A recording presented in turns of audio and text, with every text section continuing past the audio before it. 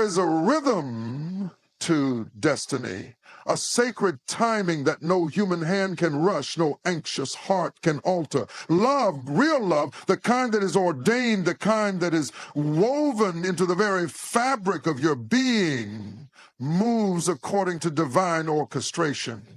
You may feel the waiting stretch like an endless horizon, but what if the silence is not rejection, but preparation? What if your kingdom spouse already knows, already senses, already feels the pull of God aligning your hearts across the distance of time and space? Patience is not a passive thing. It is an act of faith, a deep surrender to the wisdom of the one who sees the end from the beginning. Do not mistake stillness for absence. Even when nothing seems to move, heaven is at work. You are not waiting in vain. You are waiting in purpose. And when the appointed hour arrives, what is meant for you will know exactly where to find you. There is a moment in every believer's life when the weight of waiting feels unbearable, when the heart cries out, Lord, how much longer? And silence seems to be the only response. The world tells you that if something doesn't happen quickly, it's not happening at all. But God does not move according to the ticking hands of a man-made clock. His timing is sovereign, strategic, and sacred. What seems like delay is divine preparation. What appears to be stagnation is actually alignment.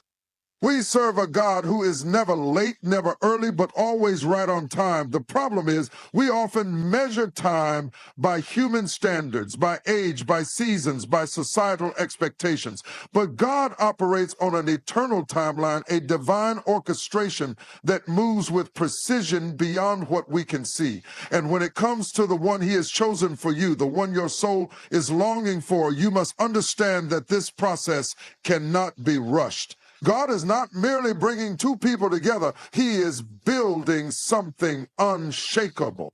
Imagine a sculptor working on a masterpiece.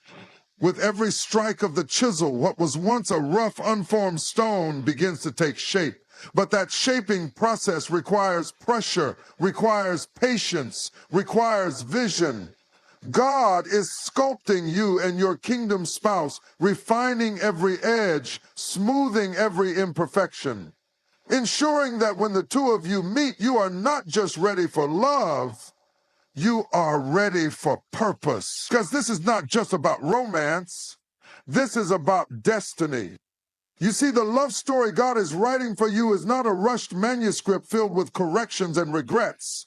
It is a narrative carefully woven with moments of divine intervention where he is aligning hearts, redirecting paths, and preparing both of you for a union that will reflect his glory. If you try to step ahead of him, you risk disrupting what he is doing behind the scenes. Sometimes we think waiting means God has forgotten us.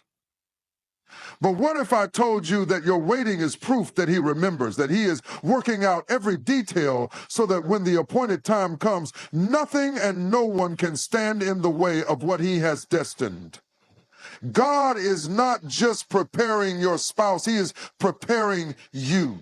He is breaking generational cycles, healing wounds you didn't know you had, stretching your faith and strengthening your spirit so that when the moment arrives, you will not be just another person in love, but a vessel of divine partnership.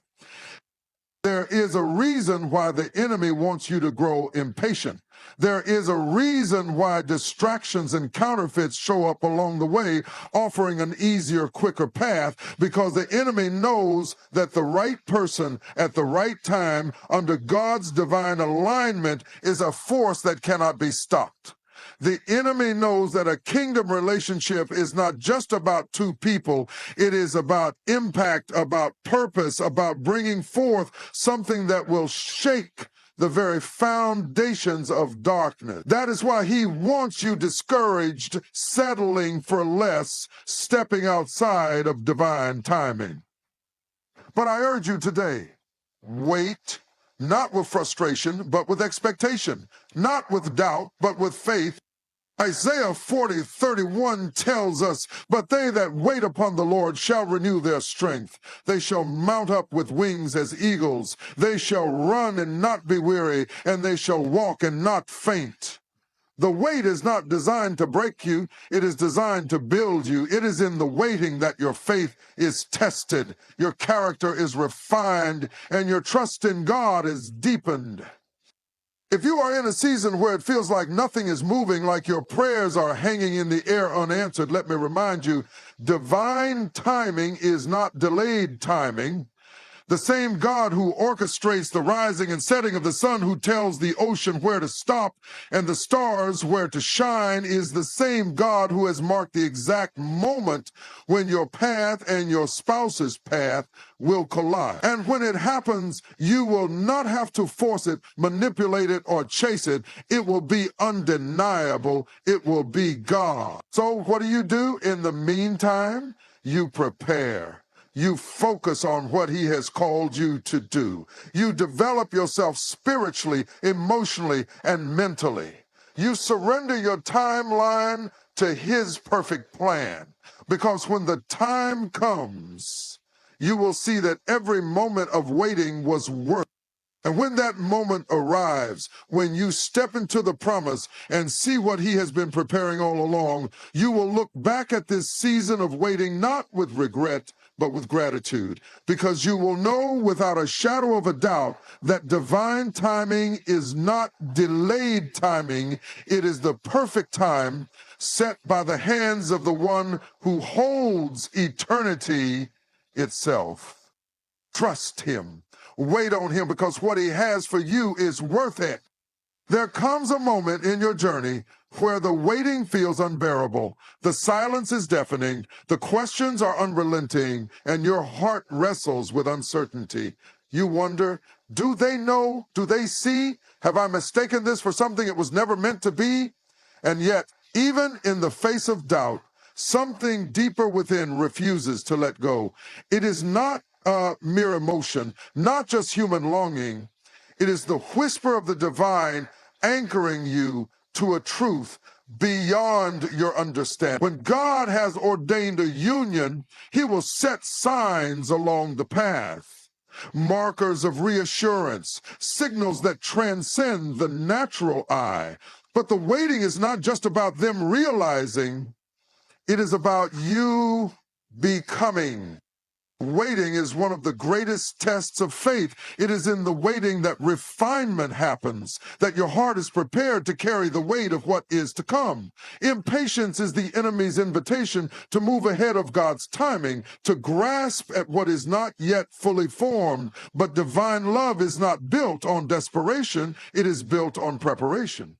And so you must trust that God is not just working on them, he is working. He is stripping away fear, insecurity, the remnants of past disappointments, so that when the moment of recognition comes, you will not shrink back in doubt, but stand firm in the confidence of his promise. Consider the story of Ruth. She did not chase after Boaz. She positioned herself in obedience. She walked with integrity. She allowed the process of God to unfold naturally, trusting that he would reveal what was meant for her in his perfect time. If God has spoken to your spirit about someone, if the conviction lingers even when logic tells you to move on, then perhaps this is not just a matter of emotion, it is a matter of alignment. But alignment does not require striving. It does not require forcing. It requires surrender. When God brings two people together, there will be confirmation, but it will not come through manipulation, through pleading, or through trying to make someone see what only God can reveal. It will come through divine orchestration, through doors opening that no man can shut, through a peace that surpasses understanding. You do not need to make them recognize what God has already placed within them. if they are truly your kingdom spouse. They will know. They may not know instantly. They may battle their own fears and uncertainties, but what is from God cannot be ignored forever. When the time is right, revelation will pierce through doubt, and what has been hidden will be brought into the light. So what do you do in the waiting? You do not wait passively. You do not sit idly by, measuring time, counting moments, wondering when they will wake up and see. No, you wait with purpose. You build, you grow, you deepen your relationship with God so that when love does come, it does not become an idol, but remains an extension of divine purpose. You prepare yourself to be a spouse before you ever step into marriage. You cultivate faithfulness in the unseen, devotion in the quiet, love in the small things. Because when the moment arrives, when God speaks to them, when recognition dawns in their spirit, you will not have to chase. You will not have to convince. You will simply step into what has already been written. Do not allow the enemy to turn the waiting into warfare against yourself. Do not let him plant seeds of doubt that make you question your worth, your value, your lovability. You are not waiting because you are lacking. You are waiting because you are chosen. And chosen things take time. Precious things are not rushed. The world tells you to settle, to grab hold of whatever comes first, to lower your expectations in fear that what you desire will never come. But the world does not understand the way God moves. His ways are higher, his timing is perfect, and his promises do not return void. So breathe. Rest in him. The one God has for you will know. They will see. They will be drawn not by force, but by revelation. And when that moment comes, it will be undeniable. Until then, be patient. Trust the process. And above all, trust the one who holds it all together. Because he is never late. He is never mistaken. And he is never wrong about you. There is a waiting season that feels like an eternity, a space between the promise and the fulfillment where your faith is stretched and your patience is tested. You see, when God has ordained someone to be your kingdom spouse, there is a divine orchestration at play that you cannot rush. It is not just about you knowing.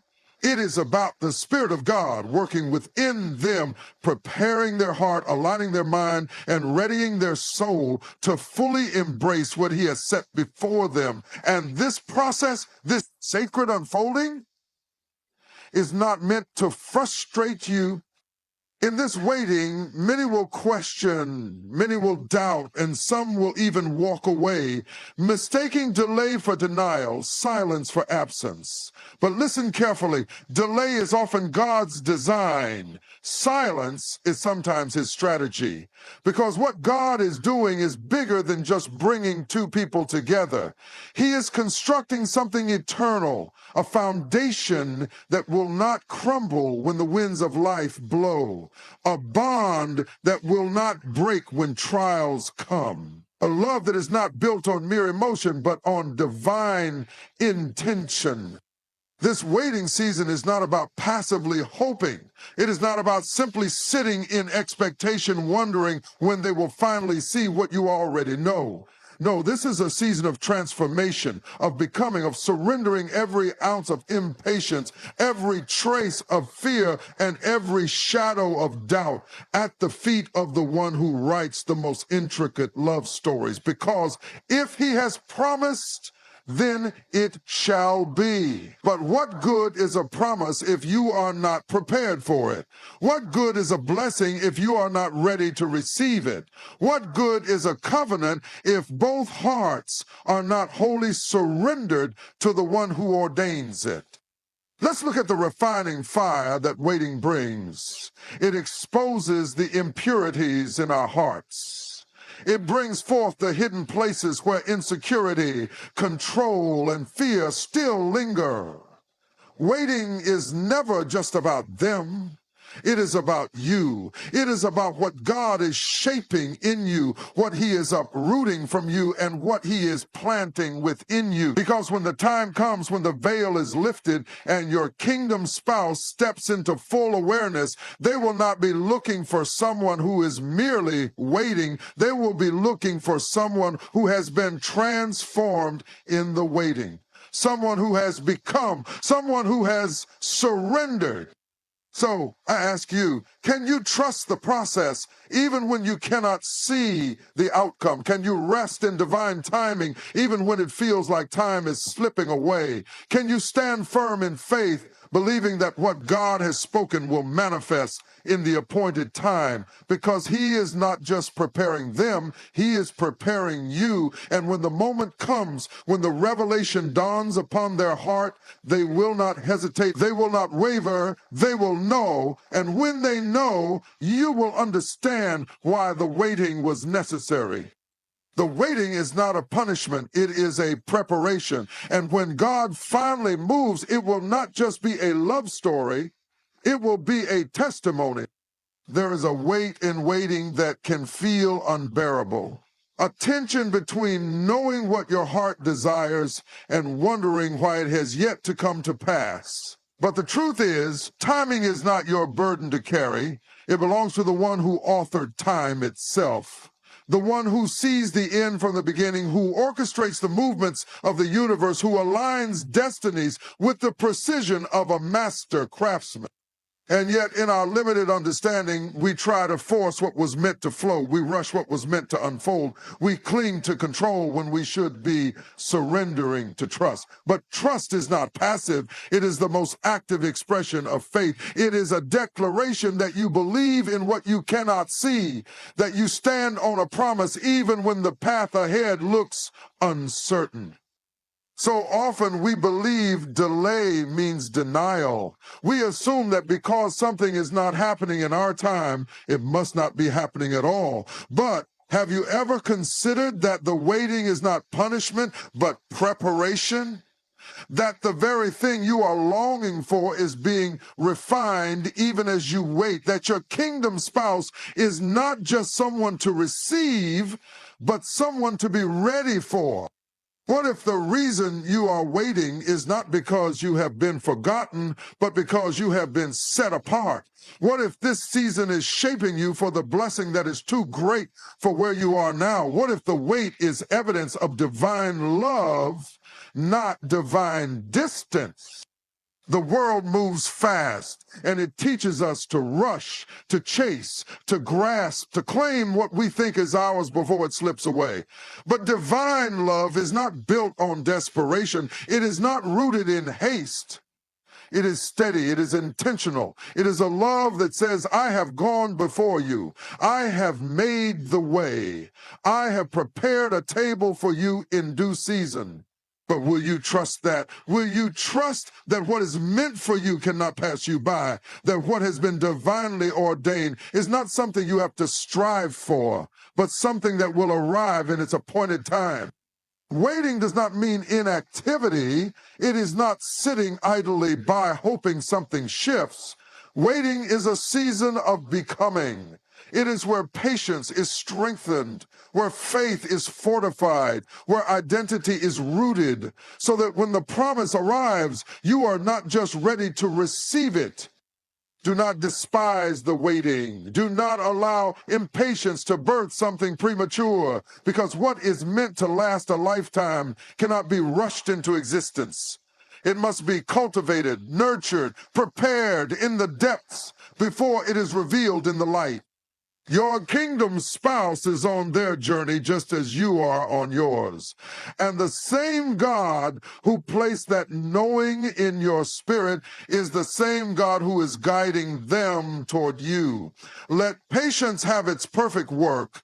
Let faith hold you steady. Let time be the servant of divine purpose, not the master of your fears. Because when it is time, no force in heaven or on earth will be able to stop what has already been written. Now stand still, be faithful, trust the author. What is meant for you is already yours. There comes a moment in every journey where faith is tested, where the road stretches long and the promise feels distant.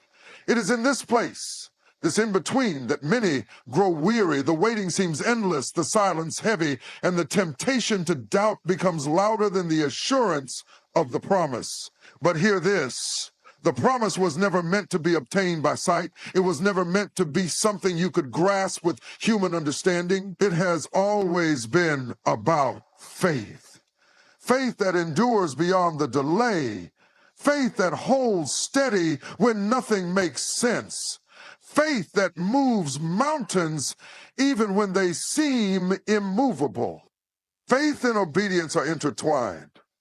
You cannot claim to trust while walking in disobedience.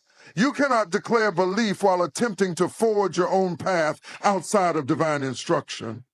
There is a process that must be honored, a journey that must be walked in alignment, and while it may not always make sense, obedience is the key that unlocks the promise. Think of Abraham. He was given a promise so vast it seemed impossible that he would be the father of many nations, and yet years passed and the promise had not yet been fulfilled. In that space of waiting, he could have chosen to abandon what was spoken. He could have decided that the silence was evidence that God had changed his mind. But instead, Abraham believed, he trusted, and it was that faith, that unwavering, unshaken trust that was counted as righteousness. Your journey is no different. The promise spoken over your life, the one that lingers in your spirit, the one that keeps resurfacing no matter how much time passes. It is not just a passing thought. It is not just wishful thinking. It is a divine assignment. And just because it has not yet come to pass does not mean it has been forgotten. But the question is, will you remain faithful?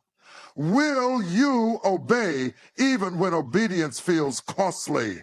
Will you trust when trust requires you to surrender your timeline, your expectations, your need for control? The road to the promise is not easy, but it is necessary. It refines, it strengthens, it prepares, because when what you are waiting for finally arrives, you will need the endurance that was built in the waiting. You will need the wisdom that was cultivated in the silence. You will need the spiritual maturity that was forged in the fire of faithfulness. What you carry is not ordinary. The love that has been assigned to you, the relationship that has been divinely ordained, it is not common. It is not something that can be rushed into. It is something that must be stewarded with great care. And that is why the process is so important. That is why the obedience is so necessary. Because when the time comes, you won't just step into a relationship, you will step into a destiny that has been prepared for such a time as this. Do not grow weary, do not lose heart. What has been spoken will come to pass, but it will come to pass in the fullness of time. Not a moment sooner, not a moment later. Your obedience is positioning you. Your faith is aligning you. Your trust is unlocking the very thing you have been praying for. Stay the course. Keep believing, keep walking, because in the end you will see that every step of obedience was leading you towards something far greater than you could have ever imagined. And when that moment comes, when the promise is finally fulfilled, you will not question the journey. You will not regret the waiting. You will not wish it had happened sooner, because you will see with clarity that the timing, the process, the unfolding, it was perfect. Now stand firm, stay faithful. Your obedience is bringing the promise